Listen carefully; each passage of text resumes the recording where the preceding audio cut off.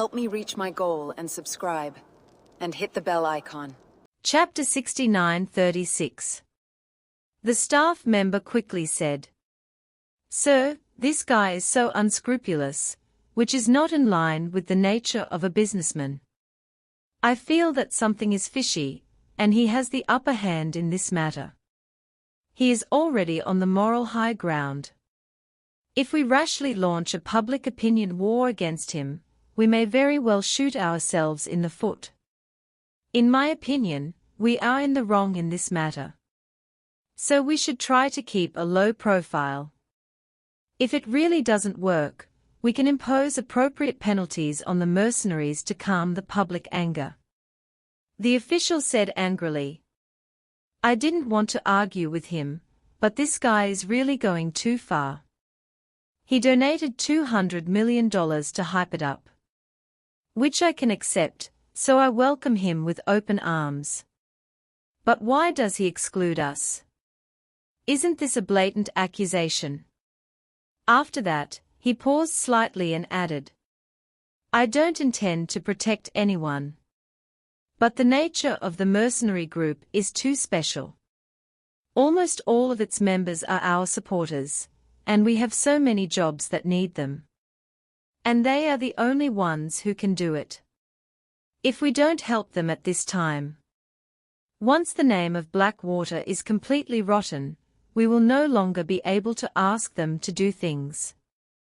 And the people will be very repulsive. So no matter what, we still have to help them at this time." At this point, he gritted his teeth and said with some annoyance, "If this Bertnard didn't keep holding on to it, the influence of this matter would definitely have declined by now." The chief aide was also a little helpless and said, "I really didn't expect that Bertnard would dare to oppose us so high profile." The official said with a grim expression, "So, don't hesitate, just do as I say. Let's fight back against him directly in public opinion. Isn't he standing on the moral high ground? Although we can't climb up, we can pull him down. Once he is the same as us. If we are all standing in a moral rut, with no one right or wrong." He then solemnly instructed his staff, "Remember, sometimes, we don't have to make money to win. In business, it doesn't matter if I don't make any money myself. As long as I can make my competitors lose money, I'm still winning." Seeing the thoughtful expressions on their faces, the official said calmly, "Think about it another way, gentlemen. If you're already covered in shit and can't clean it off, why not just cover others in it? When everyone is covered in shit, no one will just be disgusted by your own stink." The official's metaphor suddenly enlightened the group. They all felt a sense of enlightenment, their eyes clearing and shining. Previously, they'd worried that Bertnard would fight them to the bitter end. Now, they realized the official was right. Now that things had come to this, what was there to fear? The White Horse Island incident had gotten them into trouble. And since they couldn't wash it off, they might as well give up and discredit Bertnard as well. As long as he was discredited, the public would naturally turn away from him. So, the most senior, round-faced aide said without hesitation, "Sir, I'll contact the media right now and dig up all the dirt on Bertnard. It just so happens that his attitude towards us today was so awful that he's already offended the whole media. So they have a legitimate reason to confront him. Let's take this opportunity to discredit him." The official nodded slightly, looking teachable, and said with a smile, "Bertnard is a businessman, so let's compete with him in the same way. Let his power become his poison." Chapter 69:37. As Bertnard finished his interview at the airport and, accompanied by UN officials, headed straight for UN headquarters, all major media outlets received instructions. The instructions were simple. To discredit Bernard as much as possible, the darker the better. Just like any other country, these media houses are actually controlled by a group of plutocrats, entrenched in Silicon Valley and Wall Street, who are essentially driven by profit. They often fabricate false news and distort the facts for profit and to curry favor with the government or future governments. That is why, for politicians, these media outlets are like toilets. When they can't use them, they despise their smell, odor, and dirtiness. But when they can, they enjoy sitting on them and pooping and urinating every day. These media outlets now dared not disobey. And Bernard certainly didn't give them a face. So, everyone was eager to take him down. Now that they had the nod, it was like taking revenge. And everyone was naturally delighted. So, everyone began to use their talents to dig up dirt on him. Bernard actually had plenty. For example, when he acquired the Dior brand, he had played tricks on the government. Before the acquisition, he promised to preserve workers and jobs. But afterward, he fired thousands of people, turning his back on them. He even manipulated the stock market, and was suspected of money laundering. Furthermore, when acquiring Louis Vuitton, he engaged in numerous illegal backroom dealings, making the acquisition illegal. But Bernard never cared. He was a true pragmatist, focused solely on results. And nothing was too much to do. The media professionals immediately began to use their various methods to uncover all the improper and even illegal business practices of Bernard and reported on them. For a time, headlines appeared one after another, such as "The dirtiest richest man in the world. What you don't know about Bernard Arnault. Former world's richest man, a shameless BA5 tard who robbed and stole his way to the top. And a wolf in sheep's clothing."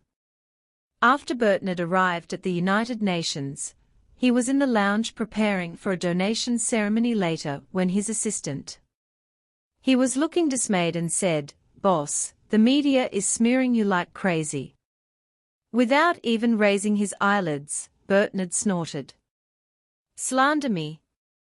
It's just that old story. It doesn't matter. Let them do it."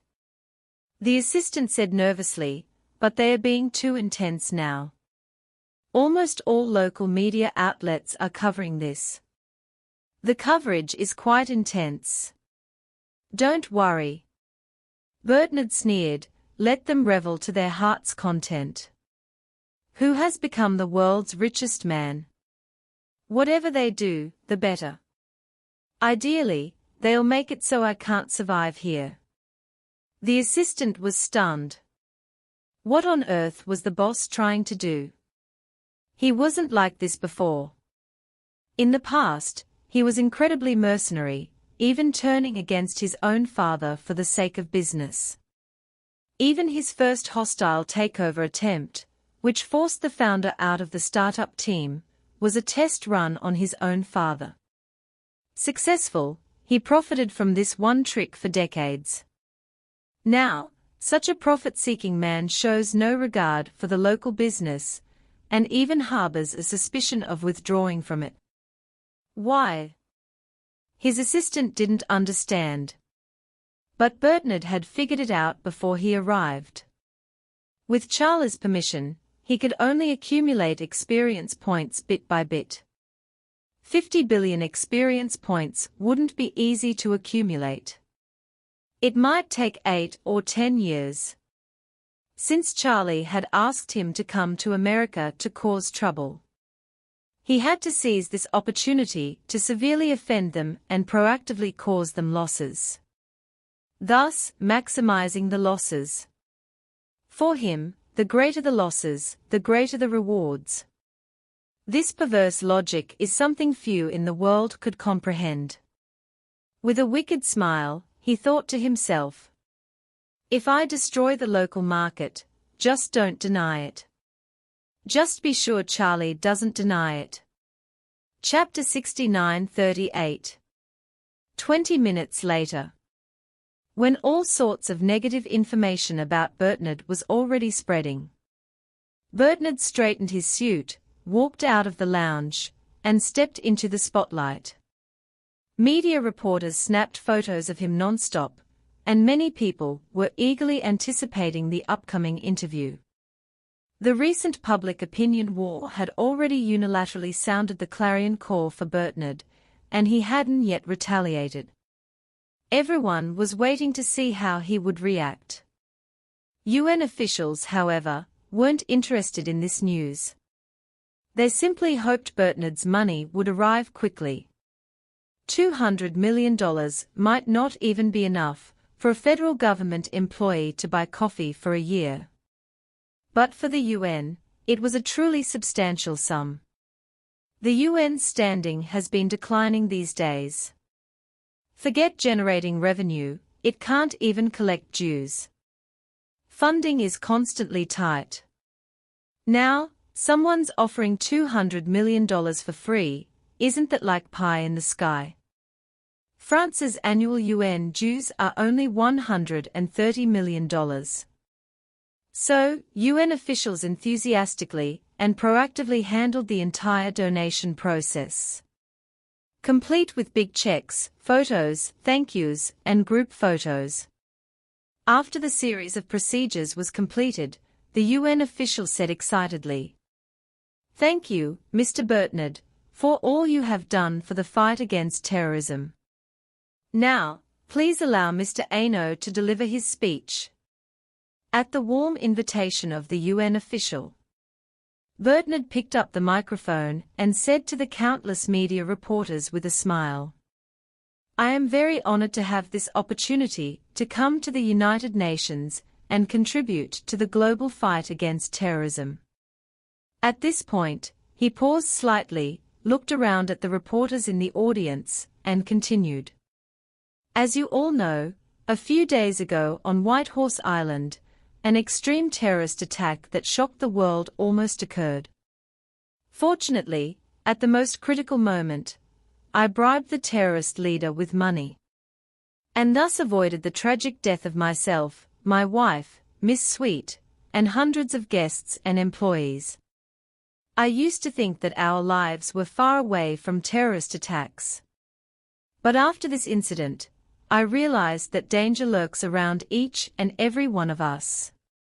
In this world, terrorist attacks are not only seen in certain special areas.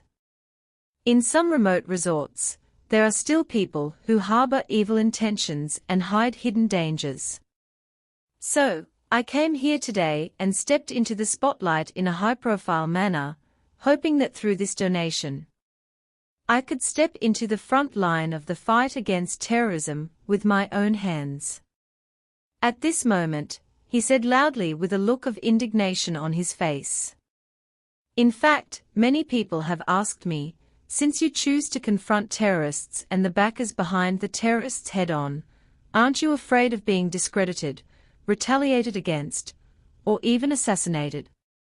Everyone in the audience smiled for a moment.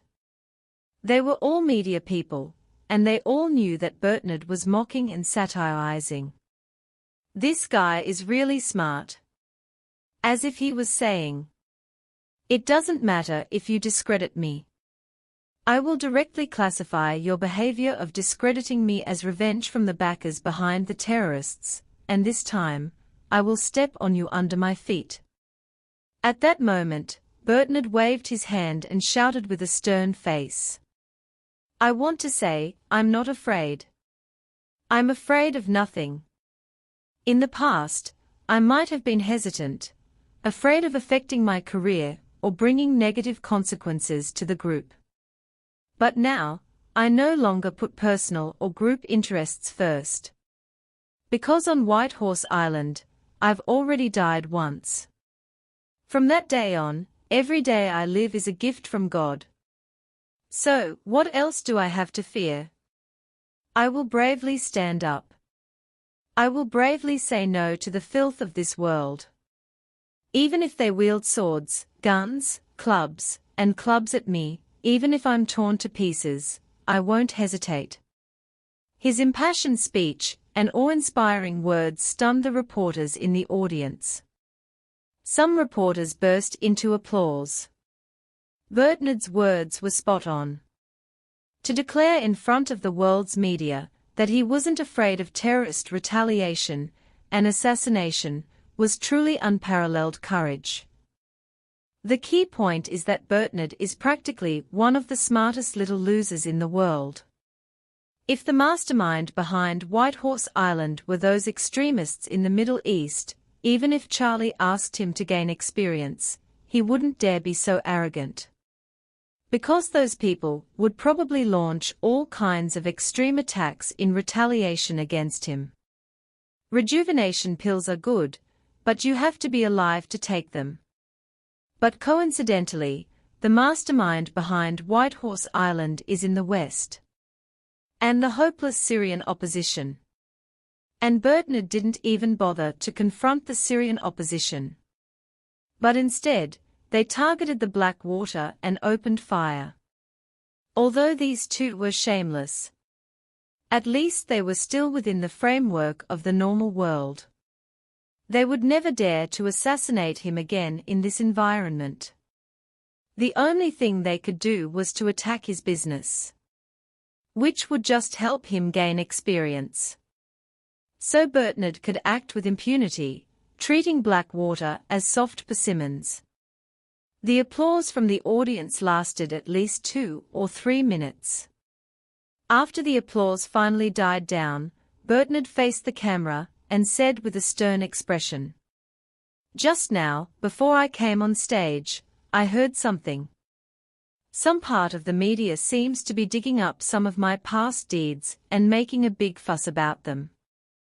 I don't want to explain here. After all, businessmen are more or less bound to have some unconventional operating methods, and no one is immune." Then he sneered, however, given the concerted and deliberate smear campaign by the media at this time, I have completely lost confidence in the local market environment. So I declare that all of my group's brand stores here will officially cease operations after midnight tonight. If the government and the media want me to choose between shutting up or getting out, then I choose to get out. Chapter 69-40. Bernard replied calmly, "There's no deadline. But it definitely can't be too soon. I know you're worried I'm exaggerating for attention. But I can promise you one thing. The minimum closure period for all stores here will be 3 years. With no upper limit. FCK. F-seeking beast." One of the officials, watching from the TV, slammed his half-drunk Coke to the ground. He was furious, yet felt utterly powerless. All he could guarantee was that everyone should toe the official line. Or anyone who wanted to come there to live and earn money would obey the orders. But if they don't want to live there or earn money there, then their influence is practically zero. Once Bernard abandons this market, his relationship will become like that of the peasants in those underdeveloped countries.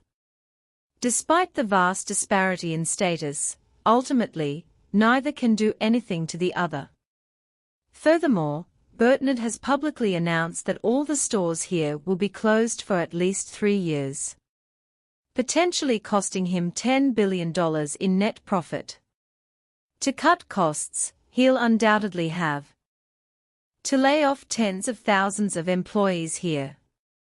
These employees and their families will then become his opponents. And public opinion will undoubtedly favor Bernard. The president was furious, wishing he could slap the old man across the face. At this time, a reporter at the scene asked Bernard with a dark face, "Mr. Arno, if you really close all your stores, does that mean that your company will lay off tens of thousands of employees?" Do you think this is fair to those employees and their families? Bernard sneered in his heart. Layoffs. Don't be ridiculous. How could I lay off employees? These tens of thousands of employees are just my cheating tips for gaining experience. Although the amount per person is not much, when added together, isn't it an astronomical figure? It must start at least $1 billion. Doing business is like sailing against the current. If you don't make progress, you will fail. If I close all the stores here, not only will I lose tens of billions of dollars in annual sales and billions of dollars in net profit, I'll also have to cover the rent for thousands of stores and the salaries and benefits of tens of thousands of employees. How could I possibly let this opportunity pass me by? Then, with a wave of his hand, he declared with great authority, "Closing the stores is my personal protest against the U.S. government's shielding of Blackwater. How could I allow tens of thousands of employees across the U.S. to be affected by my personal decision? Therefore, I'm making an announcement to all the employees. During the next 3 years of store closures, everyone's salary will continue to be paid as usual." Holy shit. Everyone was completely devastated. This was truly devastating. Facing an enemy like this, even a god couldn't defeat them. The reporters on the scene were stunned. They'd been in the news industry for so many years and had seen all sorts of bizarre things, but nothing like this. An owner shut down an entire market worth billions of dollars a year because of a petty temper. That would have been fine, but the key was that no employees would be laid off, and their salaries would continue to be paid. If he had known this would happen, he would have resigned a day in advance and found a job at one of the group's stores. Wouldn't he have been able to sit back and collect 3 years' salary? At that moment, employees at all the stores under the Bernard Group were celebrating wildly. Happiness had arrived so suddenly. This was truly a blessing beyond their wildest dreams. How great was it? Even at church, you wouldn't have been ashamed to make such a wish to God. But now, Bernard had made it happen. As he spoke these words, he felt a pang of pain. As a capitalist, his pain wasn't about losing money. Because in his eyes, losing money was profit. Because he was earning experience points from Charlie by losing money. His real pain was for his employees. 3 years' salary without working was truly a bit of a bargain for them. The essence of a capitalist is to exploit the surplus value of their employees. But when they can't exploit the employees they paid for, they feel like they've been badly shortchanged. However, he was, after all, a veteran capitalist born in a traditional capitalist country. He quickly came up with a solution, smiling and saying, "Of course, I should clarify here. When I say store closures, I don't mean firing all employees or closing the doors. Instead, I want my employees to continue working in my stores. And my stores will remain open to all customers here. However, all the stores will no longer function as sales outlets. I will use them solely as showrooms, showcasing our products and brand philosophy to the public." With these words, the employees' earlier revelry came to an abrupt end. But this didn't affect the public's admiration for him. For Bernard, closing this market while continuing to pay employee salaries and rent for thousands of stores would make the group's financial reports look bleak. And the losses would be astronomical. This way, he could maximize his experience points with Charlie. While thousands of stores open only for display and not for sales wouldn't contribute to revenue, they could still provide ample publicity for the brand. This means that locals who want to buy their own brand luxury goods will have no choice but to purchase them overseas. Through overseas purchasing agents, or through online shopping. At that point, the revenue from these orders will be counted towards the group's sales performance in other countries. This not only allows them to profit, but also maintains its losses in this market. It's like earning experience points, while also earning money in a different way. It's the perfect solution.